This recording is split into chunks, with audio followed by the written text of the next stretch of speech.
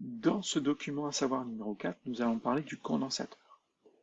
Donc un condensateur est un nouveau dipôle électrique donc utilisé dans les circuits. Un ensemble de deux armatures conductrices face à face, séparées par un isolant, est appelé un condensateur. Donc voilà le symbole du condensateur et voilà comment il est constitué. Donc on a finalement les deux armatures qui sont symbolisées par ces deux petits traits et le fait que les armatures ne soient pas liées entre elles montre qu'elles sont séparées par un isolant. Finalement, son symbole représente bien la façon dont un condensateur est constitué. Lorsqu'il est soumis à une tension électrique, ces armatures, donc aussi bien la gauche que la droite, se chargent, c'est-à-dire qu'il y a accumulation de charge électrique, ici des électrons. Le condensateur a un comportement capacitif. Le fait que ces armatures peuvent accumuler des électrons ou libérer des électrons, donc accumuler des charges négatives ou accumuler des charges positives, fait qu'on dit qu'il a un comportement capacitif. Les deux armatures d'un condensateur portent des charges électriques opposées, donc une positive et une négative, mais le condensateur est électriquement neutre à tout instant. Ça veut dire que la charge négative portée par l'une de ces armatures sera égale à la charge positive portée par l'autre armature. Donc la valeur absolue des charges est identique portée par les armatures. Donc si on regarde un petit peu plus le condensateur, comment il marche pendant la charge. Donc pour charger un condensateur, on va simplement prendre un générateur et relier ce condensateur à cette. Ne me tenez pas rigueur de la mocheté de ce schéma électrique, peu importe. Donc on impose un courant électrique aux bornes euh, de ce condensateur.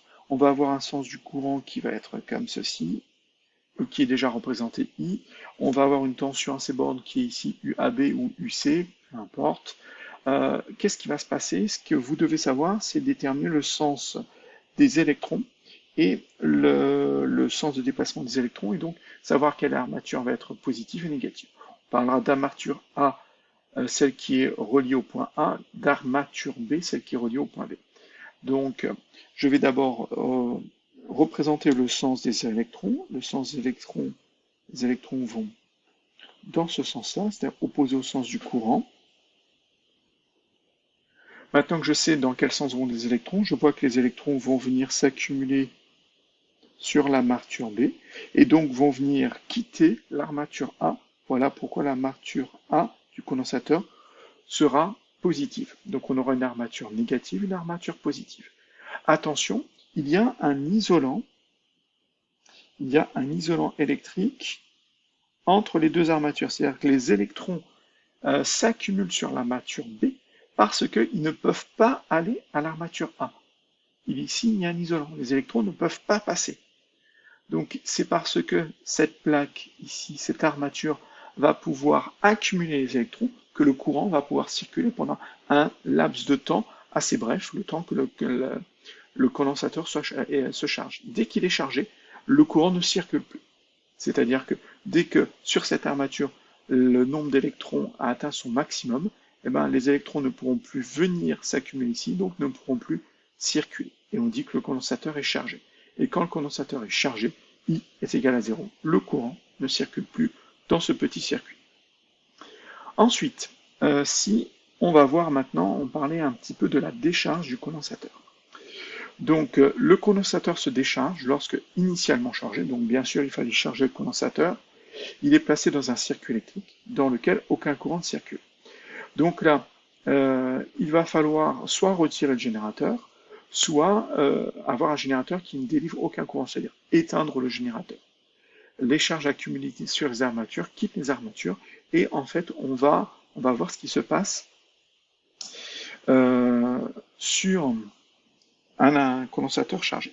Donc là, j'ai mon condensateur qui est chargé et je vais modifier mon circuit électrique. C'est-à-dire que au lieu, alors je vais modifier un peu tout, hop, je supprime le sens du courant et je vais ici aller imposer. Donc, tac, tac. Je vais le mettre dans un autre circuit, donc le même condensateur que je viens de charger, je vais le mettre en présence d'un conducteur ohmique, c'est-à-dire d'un dipôle récepteur. Qu'est-ce qui va se passer ici? Alors, je ne peux pas le supprimer, mais le sens du courant n'est plus dans ce sens-là, c'est certain. Donc, arrivé ici, ben, le condensateur chargé a accumulé de l'énergie électrique. Donc, il va pouvoir jouer le rôle de générateur dans ce circuit, parce qu'il a la possibilité de libérer les électrons. Je vais commencer par représenter le sens de déplacement des électrons.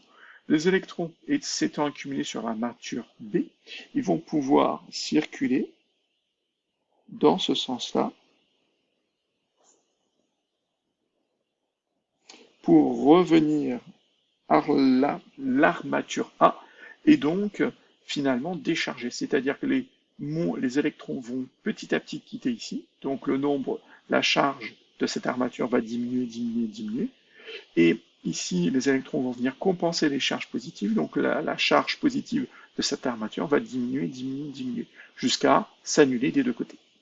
Donc on a imposé un déplacement d'électrons, donc on a bien créé un courant électrique, et le sens du courant électrique ici sera celui inverse, donc du plus vers le moins, de la bande positive ou de l'armature positive à l'armature négative, opposée au sens des électrons. Donc j'ai un sens du courant, et d'ailleurs vous le voyez bien par rapport à celui qui était indiqué avant, il est inversé. Donc voilà la décharge d'un condensateur. Donc ce condensateur va pouvoir accumuler les charges électriques quand on le met dans un circuit avec un générateur. Il va donc le courant va circuler jusqu'à ce que le condensateur soit totalement chargé. Une fois que le condensateur est totalement chargé, le courant ne circule plus. Ensuite, je prends ce condensateur chargé que je mets dans un autre circuit, cette fois-ci contenant que des dipôles récepteurs, et ce condensateur va se décharger et le courant va circuler tant que le condensateur aura un peu de charge, et dès que sa charge vaudra 0, dès qu'il est déchargé, le courant sera nul. Ensuite, dernière chose que l'on voit dans ce document à savoir, on va parler de la capacité C d'un condensateur. En fait, c'est une grandeur qui détermine sa capacité à accumuler les charges électriques sur l'armature. Ça veut dire que finalement, plus la capacité d'un condensateur sera grande, plus la charge électrique que peut accumuler un condensateur sera importante. Donc finalement, ça nous donne un renseignement sur le fonctionnement du condensateur. Ben, si je veux un condensateur qui est capable d'accumuler une charge électrique importante, alors je vais prendre un condensateur avec une capacité importante. Cette capacité grand C, elle est en farad, dont le symbole est grand F. Les ordres de grandeur des capacités des condensateurs les plus utilisés dans la vie de tous les jours, et vous verrez dans les exercices à quoi peuvent servir les condensateurs dans des petits circuits électriques très simples dans notre quotidien. Donc la capacité va être du nanofarad, donc 10 puissance moins 9 farad, au microfarad, à la centaine de microfarad, c'est-à-dire 100 fois 10 puissance moins 6 farad. Ensuite, on peut calculer la charge d'une armature du condensateur, parce qu'on ne parle pas de charge du condensateur, parce que l'armateur est électriquement neutre, globalement. Donc on va plutôt parler de la charge d'une armature du condensateur. Ça va être la capacité du condensateur fois la tension au bord du condensateur.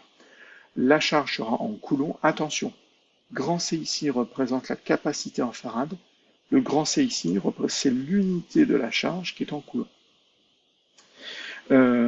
Et donc la capacité, elle doit être en farad et la tension doit être en volts.